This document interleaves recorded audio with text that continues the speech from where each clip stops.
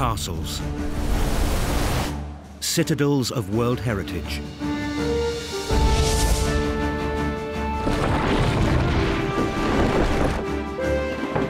All over Europe, millions flock to see these masterpieces in stone. They are drawn by the astonishing scale of construction and by a sense of a lost world of heroism and chivalry. But castles are more than magnificent monuments to a past that's dead and gone. They hold the key to understanding a crucial period in the growth of our civilization.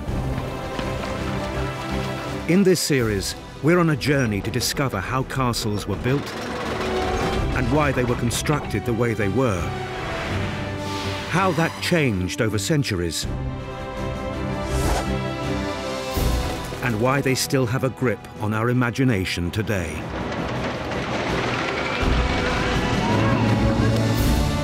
We'll meet the castle builders, the labourers and masons who did the hard work, the geniuses of design who imagined these medieval megastructures, the structural engineers who turned them into reality, and the kings and barons who commissioned them and lived in them.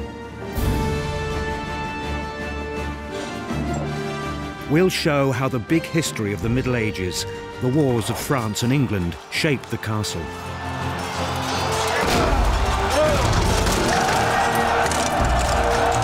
And how, in 1,000 bloody sieges and battles, the castle changed the course of that history. If you want to understand how the modern world was constructed, you need to understand the castle builders.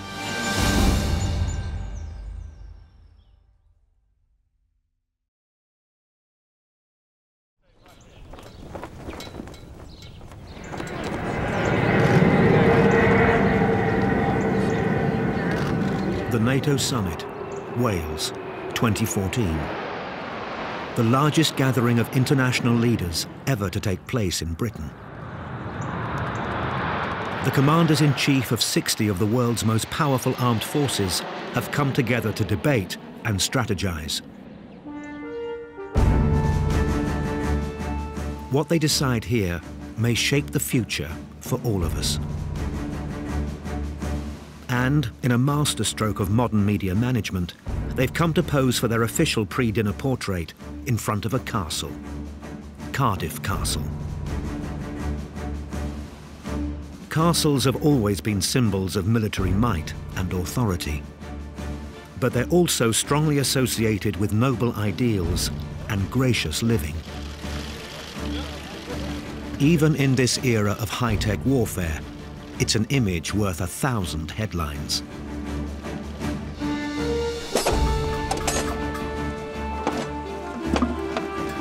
In this series, we've seen how building a medieval castle was a major feat of logistics and hard work, ingenuity and craftsmanship. And how the work of the castle builders stood up to the military onslaughts that were unleashed against it.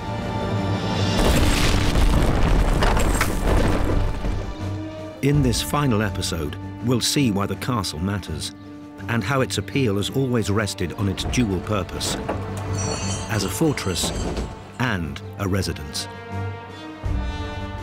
A castle's primarily to defend a lord or a noble or a king, his family and his household, and also to command the territory of which he's the owner. It's a very difficult balancing act, creating a building that is at the same time homely and warlike. And I think that is what makes castles fascinating. Reconciling those apparently contradictory imperatives is what makes them such a delight for children and grown-up medieval historians. But as time went by, the balance between those functions shifted. The military effectiveness of castles began to decline as they became more and more vulnerable to the power of artillery. This is the story of that major change in the primary purpose of a castle. From fort to palace. It's a tale that will take us to France and to Germany. and into a new industrial age where the castle surprisingly gets a new lease of life. Across the centuries, castle builders became decorators and dreamers, cementing the place of their creations in the imaginations of everyone. The castle becomes a place of luxury, fantasy, and ceremony.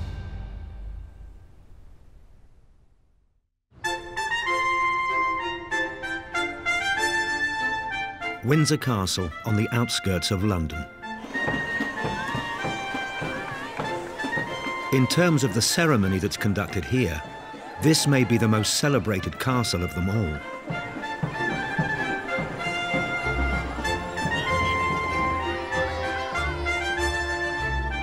Windsor remains one of the principal homes of the British royal family.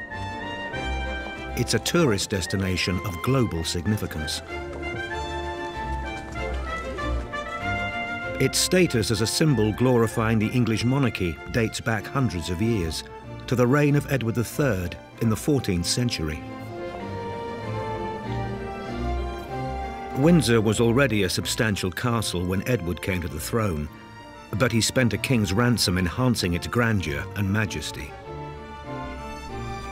It was said to be the most expensive secular building project of the entire Middle Ages in England. But it wasn't simply a vanity project. Edward had decided to press his claim to the throne of France. It was a bold and risky move. Success depended on the military support of the English nobles. Edward decided to make Windsor a focus for the cult of chivalry which underpinned his call to arms.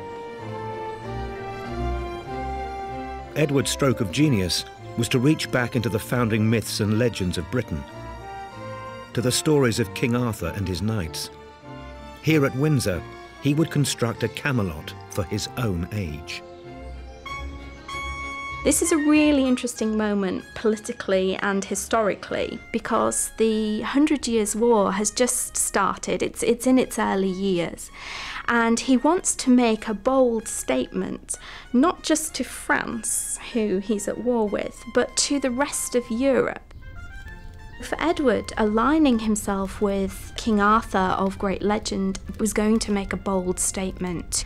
So Edward makes a promise, makes an oath that he's going to establish a vast round table of 300 knights, according to the chroniclers, another round table in Edward's own time. One of the special things about Arthur and his knights in legend is that they are peacekeepers. They protect the weak and they fight legitimate causes. So all of this ideological background that comes from the Arthurian myth feeds into Edward III's political agenda. As the war against France begins in earnest, Edward honours his son, the Black Prince, for his valour in the field. And he organises spectacular tournaments and builds a new home for a select band of knights back in Windsor. The Order of the Garter, with its famous motto, "Shame on him who thinks evil of this," is the oldest and most prestigious order of chivalry in Britain. In using the castle to buttress his royal authority, Edward III could take inspiration from his own genealogy. He was the son of Edward II, whose birth at Caernarvon Castle had been a piece of flamboyant political theatre, orchestrated by his father, Edward I, Edward Longshanks. Longshanks may have used brutal force to subdue the Welsh and the Scots, but he was not afraid to use more romantic notions to reinforce his claims on Britain, as a remarkable object that's now housed in another royal castle shows us.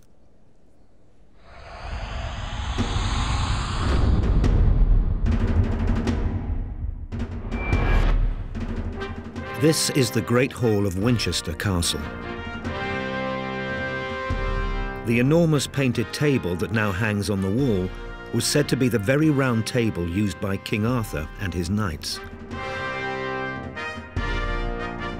The names of the 24 knights appear in their allocated places around the edge of the table. In fact, Scientific tests date the construction of the table to the reign of Edward Longshanks. It was probably built to celebrate the betrothal of one of the king's daughters. And English monarchs continued to value this powerful symbol. In the 16th century, Henry VIII had the table repainted with a Tudor rose at its centre. The connection with Arthur legitimised a claim to the throne, and a central feature of the Arthurian myths was the castle.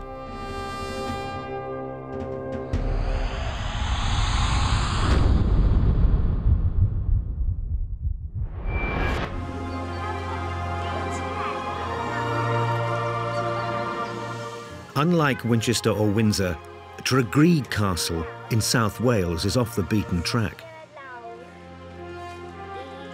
Few visitors come here. Indeed, few people know that it even exists.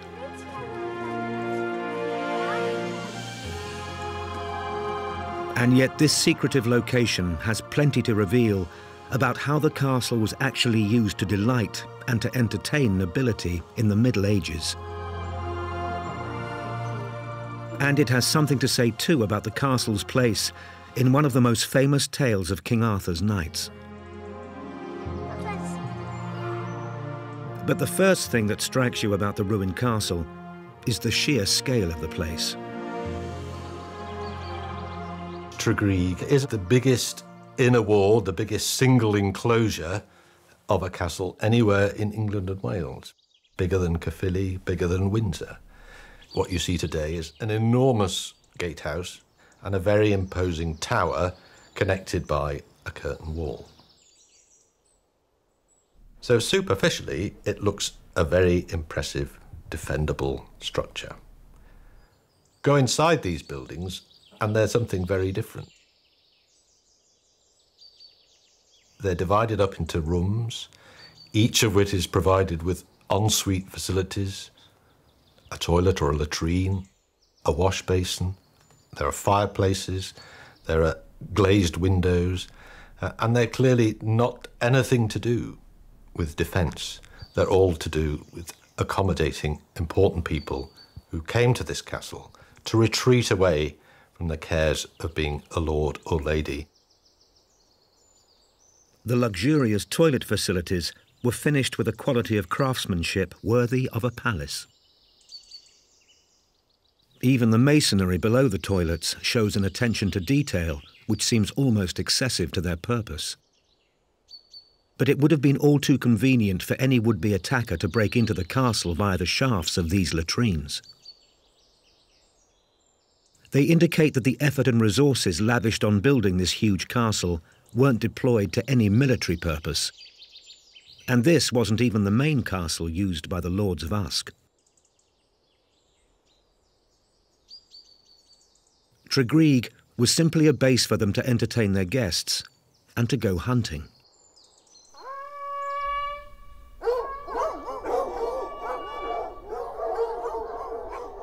For the super-rich of the Middle Ages, the thrill of the chase was a serious business. Something that's very well evidenced in the art and the romantic literature of the times. Castles and hunting are the subject of many medieval romances. These are the things that influenced the great men of the day. They're the things that they aspired to be, one of the heroes of the great medieval romance.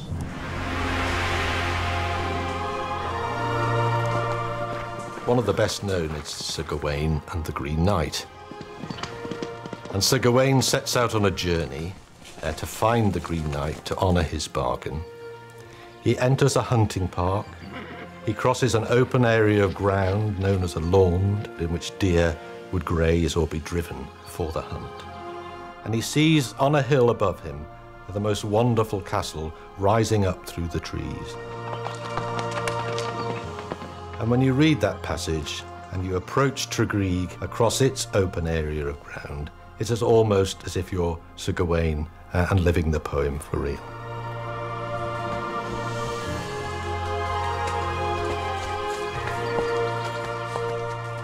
In the mythical castle, Gawain finds himself isolated.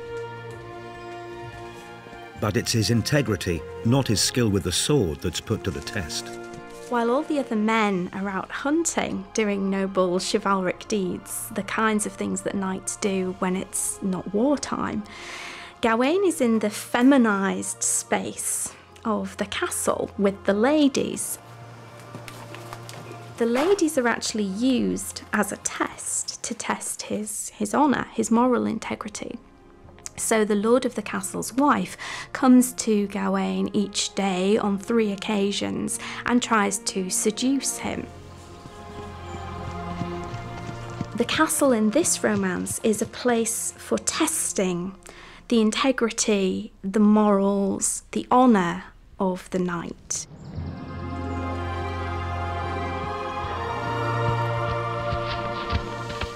In the story of Gawain, and in the real world of the Middle Ages, the castle is an arena where the battle of the sexes can be played out. And in this era of courtly love and chivalry, the gentler sex might often prove to be the stronger. There are special spaces in the castle reserved for women. The lady of the castle, for example, if she's in residence, would have her own rooms, which would be separate from those of the men. You also have this idea in medieval culture at large that one's own body can be like a castle. So we get an inverted notion in medieval festivities and in literary depictions of actually women defending castles. There is a wonderful idea of the castle of love, which features in many round table festivities, for example. You would have a pretend castle built up of paper and other materials that could easily be breached, but the women would defend it by throwing rose petals at the men, and it was meant to be a symbolic gesture of men having to woo ladies to overcome their defences, to be able to win them legitimately and honourably. And so this wonderful idea of the castle of love becomes important in this sense for women as well. The castle and the idea of romance. A perfect match that came together most famously in one special region of France.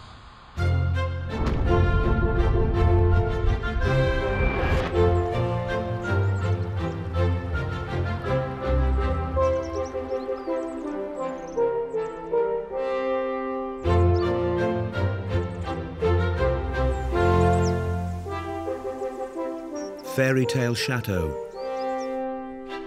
gorgeous ceremonies, royal hunting expeditions, Renaissance palaces.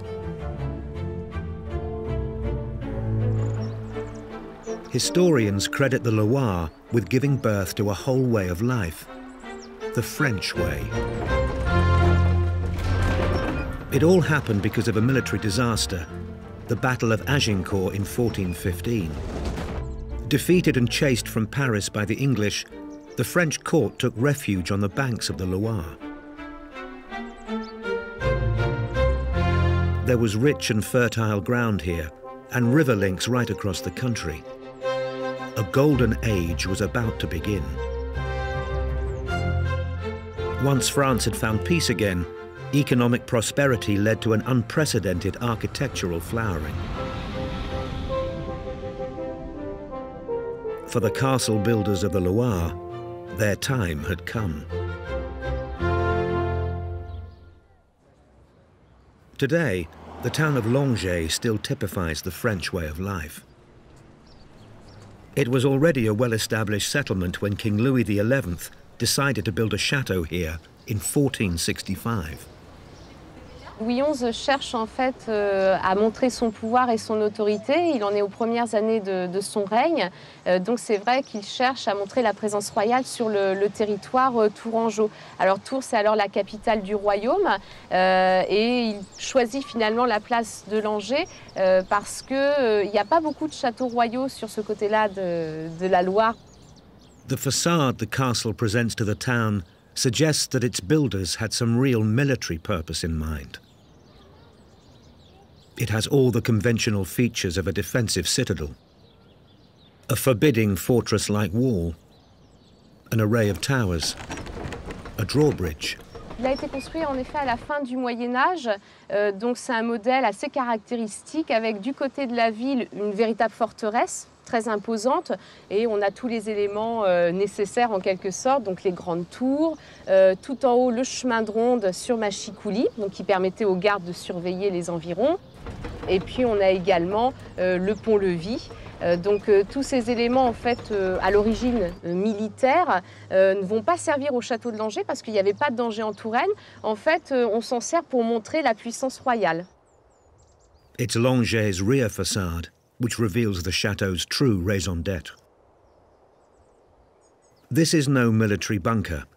It's a vast and opulent residence built to glorify the king's majesty. L'ensemble est très bien conçu, très bien distribué, donc ça a été vraiment conçu dès la base comme une résidence, et puis une résidence agréable puisqu'on a beaucoup de fenêtres. Donc là, on voit que ce n'est pas un château fort pour se protéger, on essaye d'avoir de la lumière dans les pièces et avoir des pièces agréables à vivre en fait. In 1491, just a quarter of a century after it was built, Langeais witnessed one of the most significant weddings in French history. The bride was just 14 years old, but she was already married. She was Anne, Duchess of an independent Brittany. To try to protect that independence against the kings of France, Anne had entered into a marriage by proxy with Maximilian of Austria. But this alliance with the faraway Habsburgs had failed to deliver. France invaded Brittany. Anne was left with little choice. She had to ask the Pope to annul her first marriage, and she had to marry Charles VIII of France instead. Bien sûr, on avait demandé l'annulation du mariage de Anne et de Maximilien au pape, mais la décision se faisant attendre, eh bien, on a anticipé et on a célébré le mariage à Langeais avant d'avoir obtenu l'annulation du précédent mariage. Donc on essayait de ne pas trop ébruiter en effet cet événement, d'où la grande discrétion voilà, avec les horaires et puis le château de Langeais aussi, puisque la cour n'y résidait pas à ce moment-là. The quick and secretive early morning ceremony took place here in Langeais, with none of the customary royal pomp, but in front of a small group of influential witnesses. Le témoin d'Anne de Bretagne, c'était le prince d'Orange, et puis le témoin de Charles VIII, c'était son plus proche cousin, Louis d'Orléans, alors qui deviendra d'ailleurs roi quelques années plus tard sous le titre de Louis XII.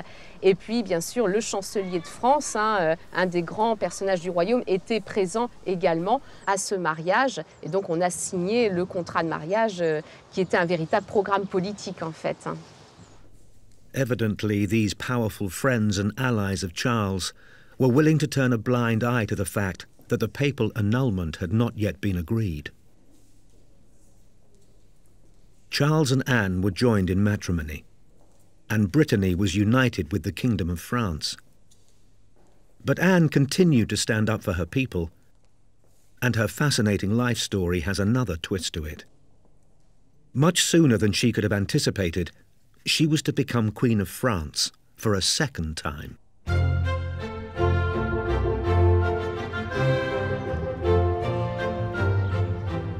The celebrations marking Anne's second marriage to a French king also took place in the Loire. This time, the venue was the royal chateau of Blois. In 1498, King Charles had died after an accident. The new king was his cousin, Louis XII. As Prince of Orléans, he'd been a witness at Charles and Anne's wedding just 7 years before. Louis had been born at Blois, and on his accession to the throne, he embarked on the reconstruction of the chateau where he'd grown up. Louis XII et Anne de Bretagne affectionnent particulièrement ce château. Louis XII y est né, il y a grandi. C'était à l'époque le pôle d'une véritable culture de cour réunie par son père Charles d'Orléans, notamment une cour poétique, s'étant en quelque sorte retiré de la politique pour se consacrer plutôt à du mécénat culturel. C'est donc dans ce milieu que Louis XII a grandi, qu'il a été baigné. Blois was already regarded as one of the most beautiful fortresses in France, but Louis resolved to turn it into a true palace. And having cemented France's annexation of Brittany by marrying Anne in Nantes, Louis brought his bride back here for the wedding celebrations. This time, there was to be no secrecy. Blois became the setting for a succession of regal gatherings and diplomatic summits. Archduke Philip of Austria paid his respects, Machiavelli too, and Cesare Borgia came here to be married. At Blois, Anne and Louis presided over a court of dazzling ceremonial and cultural distinction.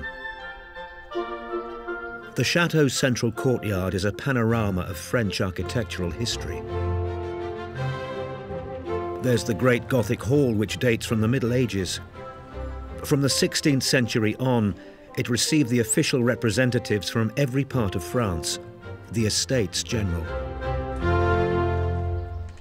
Alors, la salle des États généraux fait partie en effet des salles les plus exceptionnelles du château. Elle a d'ailleurs pu être datée très précisément par dendrochronologie, donc l'étude de l'âge du bois dans la charpente, qui date cette charpente précisément de 1214. Donc c'était une salle qui a aujourd'hui exactement 800 ans. Cette grande salle servait en quelque sorte de salle polyvalente qui recevait les grandes cérémonies organisées par les comtes de Blois et plus tard par les rois de France. The Hall of Estates also served as a ballroom and as a venue for concerts.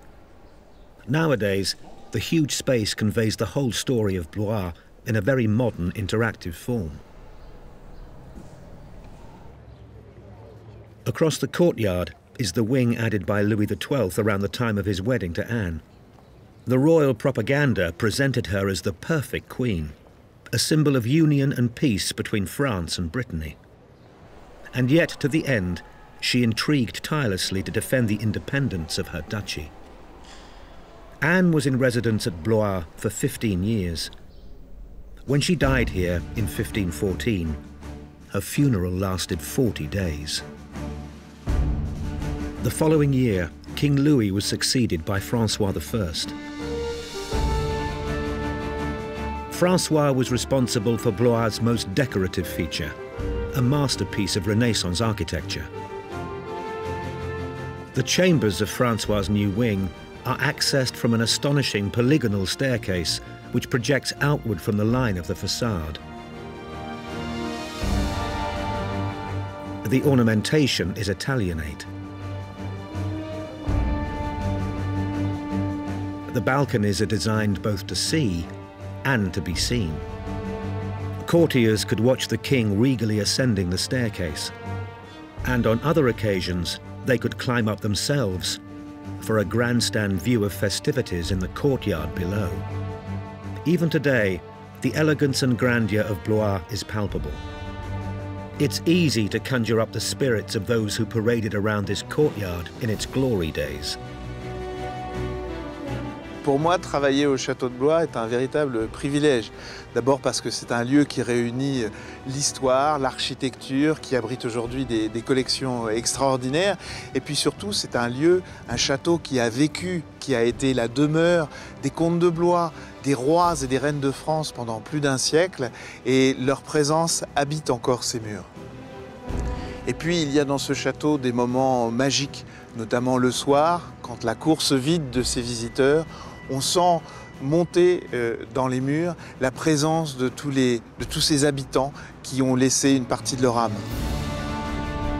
In the changing facades of this chateau, we can see the ebb and flow of French history.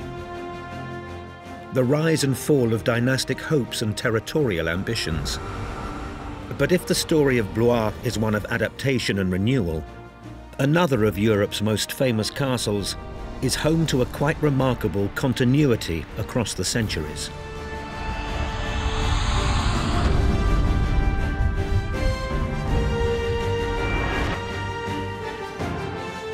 Eltz Castle, Burg Eltz, has been in the hands of one family since its construction in the 12th century. Unlike so many German castles, it was unscathed by the wars of the Middle Ages. The present Count, Dr. Karl Graf zu Eltz, represents the 33rd generation of the family to have charge of the castle. The castle stands guard over the Eltz River, a tributary of the Moselle and a historically important trading route to the fertile Mayfeld, the breadbasket of the region. The entire foundations of the castle stand on top of a narrow column of natural rock which rises 70 meters from the riverbed below. With so little lateral floor space to work with, the castle builders here looked upwards. Burg Eltz is 8 stories tall. Its towers soar up to 40 meters above the rock, and its timber frame structures and fairy tale turrets make it the perfect picture book castle. The accommodation is comprised of 3 interlinking houses. It's a Gannebenberg, a castle belonging to a community of joint heirs. From the early Middle Ages, 3 branches of the same family shared ownership here. They gave their names to the 3 separate living spaces, the Rubenach, Rodendorf and Kempenich houses. Recent scientific tests on the timber have revealed that many of the rooms here date back to the castle's earliest history. Die neuesten Untersuchungen haben uns nur positive Ergebnisse gebracht. Burg Eltz ist fast überall wesentlich älter, als wir es glaubten. Das kleine Rodendorfer Haus ist nicht aus dem Jahre 1560, wie wir anhand eines Fenstersatzes glaubten, sondern aus dem Jahr 1290. Dieses Haus ist nicht 1400, in dem wir drin sitzen, das kleine Kempenicher, sondern es ist 1290. Und das große, schöne Rübenacher Haus ist nicht 1470, wie die Wandmalereien sagen, sondern 1311. Burg Eltz ist älter geworden, die Geschichte muss neu geschrieben werden. Burg Eltz has been called the Knight's Castle par excellence, and it boasts a splendid Knight's Hall. This was where the 3 family branches gathered for festivities, to talk about family business and to resolve family disputes. Above the doorway, the rose of silence reminds everyone that what's said here should go no further. And the jester's head symbolizes freedom of speech within the hall. Medieval jesters were allowed to say whatever they wanted without fear of consequences. Frank talk within the family contributed to centuries of stability for Burg Eltz.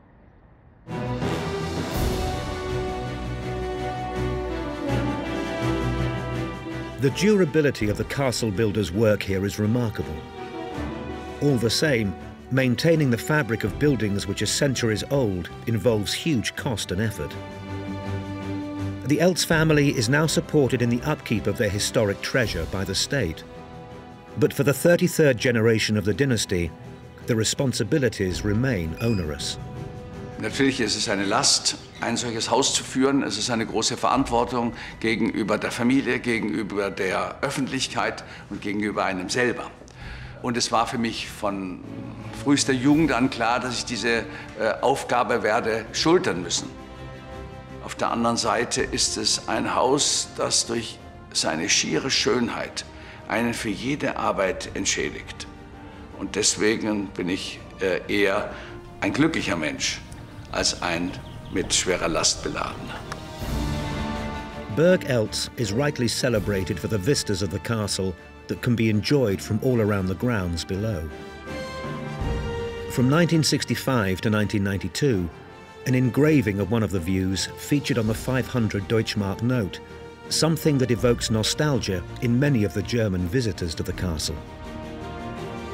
And for everyone who comes here, Burg Eltz is a rare glimpse of a bygone age, the remarkable survival of buildings and of values which have disappeared elsewhere in our modern world.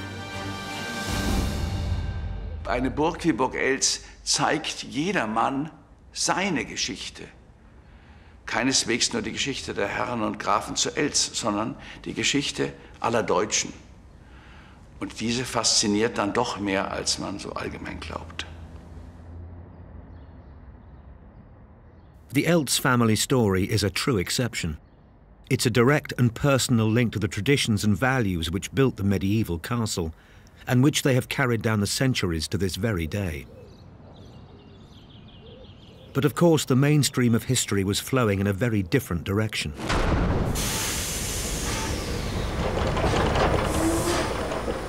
250 years ago, a revolution began. The Industrial Revolution. Invention and innovation, scientific discoveries, water power and steam power, new machines and devices. A new mechanical age, consuming raw materials and minerals, and spewing out more and more product. There was change in every aspect of life, and the castles seemed destined to be left behind. But this was the age of surprises. Many castles did fall into ruin, but others found a new role in this industrial era. The wealth created by industry wasn't spread evenly. The workers suffered squalor. They lived in cramped housing without sanitation, in hovels that spread disease and death. The new industrialists became fabulously rich. Some yearned to live in castles like the barons of old.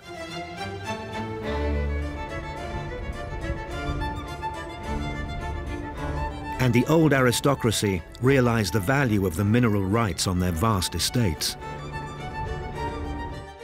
On the sites of what were once modest fortifications, men like the Baron Penrhyn, who controlled the North Wales slate industry, were able to build entirely new fantasy castles.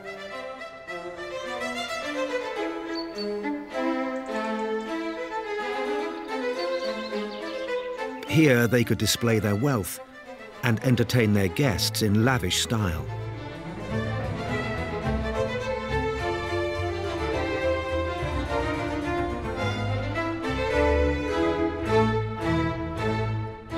Fine dining in North Wales, but the most spectacular reimagining of the castle in Victorian times happened at the other end of the country.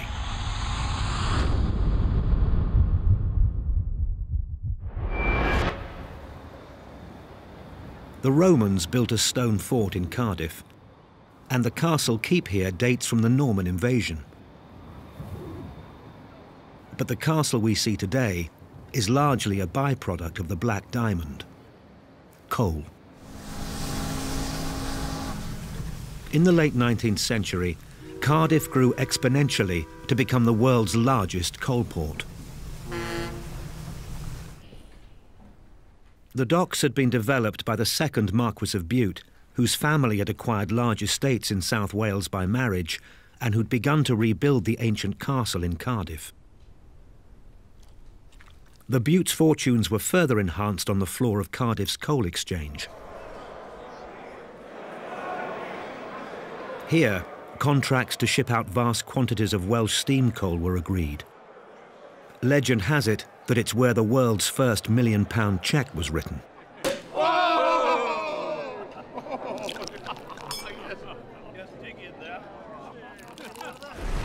The coal was hewed from beneath the South Wales valleys by a huge workforce who saw little financial reward for their efforts.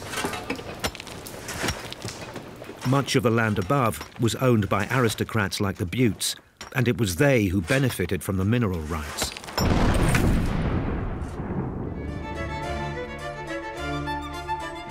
When John Patrick Crichton Stuart succeeded as the third Marquis of Bute, he decided to lavish some of his great good fortune on the restoration of Cardiff Castle.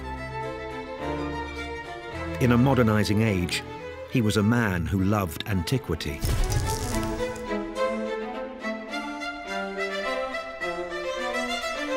Bute dressed his industrial wealth in clothes of medieval splendour. His dreams were dreams of the castles of old, of romance, of knights and their ladies. He and his architect William Burgess made an exquisite new version of the past. It shines in all its medieval glory in the heart of the world's capital of coal.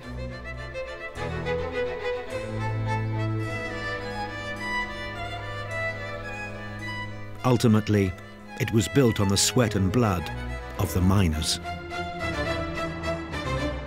But one castle wasn't enough for the Marquis.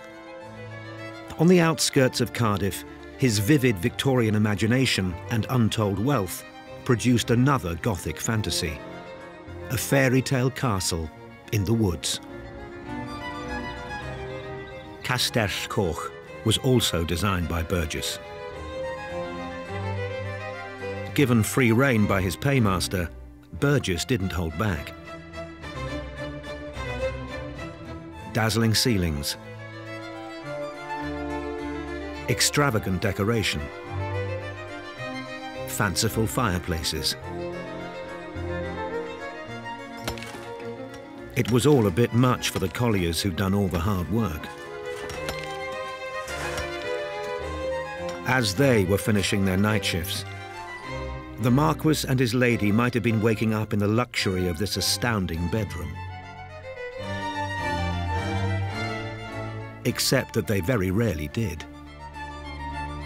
For all the money spent, there's no evidence that the Buttes slept for more than a handful of nights here.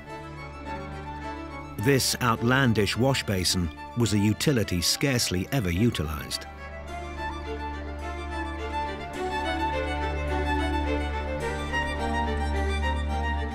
Today, both of Butte's castles are in public hands, and Cardiff's appeal as a tourist destination stands squarely on the enduring magic of the castle that Burgess restored. It's a palace of wonders, and now a gilded stage for global diplomacy. Where the Buttes once feasted, world leaders now sit down together. Our story has come full circle. Once again, the castle is the seat of military might and regal hospitality. In this series, we've seen the castle develop across the centuries.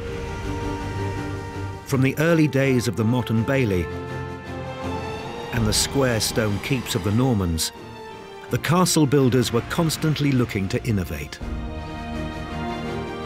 By combining numerous round towers in one unbroken defensive line, Richard the Lionheart found a way to strengthen the castle's design in Normandy's magnificent Chateau Gaillard.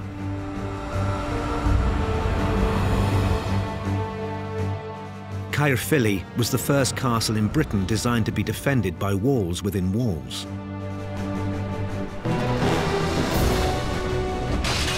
It took protective strategy to a whole new level, in which there were multiple layers of fortification.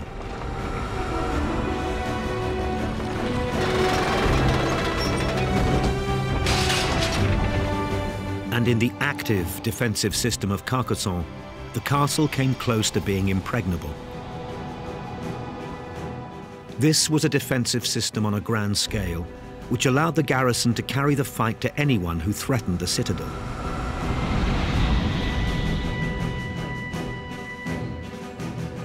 It was said to be untakeable, the perfect castle. In the 21st century, these architectural details still fascinate children of all ages. The castle's big, and it's like the safest place you can go and stay. More than any other historical structure, the castle gets a grip on their imaginations in their classroom projects. And it enables them to visualize a whole medieval way of life when they make their school visits. But castles are fun as well as being educational. Within sight of the real Windsor Castle, the Legoland Resort trades on the excitement that the castle represents for the whole family. The model of Caerphilly Castle here was carefully constructed with more than 100,000 plastic bricks. It took 289 hours to make. It reminds us the real thing was built in little more than 3 short years. Here, the castle stands as a global icon, alongside models of world cities like Paris, Amsterdam, and London. Whether they're the thrilling centerpieces of leisure parks or pulling in the crowds as tourist attractions in their own right, castles have never been more popular.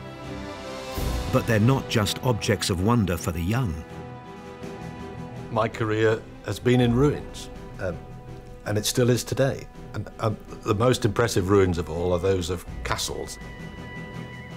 I've been fascinated by castles, partly because I see them as the theatres in which some of the great political, social, and even family events of the Middle Ages took place.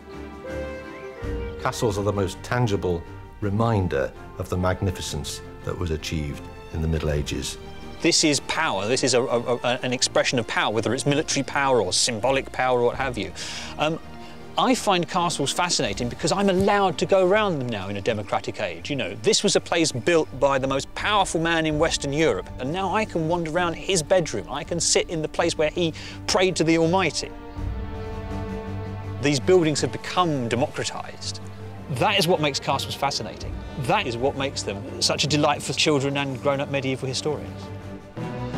Whatever age we are, the castle appeals to us because of its strength as well as its beauty. Castles have a brutal side to them. They remind us of the reality of our past, how our lives and society has changed. It was a time when people and nations were oppressed by the castle builders and the castle owners, but also they conjure up in our minds images of knights riding out, doing wonderful chivalric deeds, of damsels in distress needing protecting. They hearken back to a golden age that never existed, but that we would like to imagine once did. Whether they originated in a golden age or not, castles have stood the test of time. Today, their ramparts are open to us all to explore.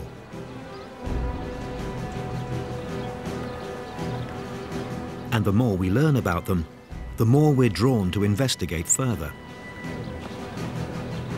The castle builders not only constructed an intriguing past, they built a solid future too.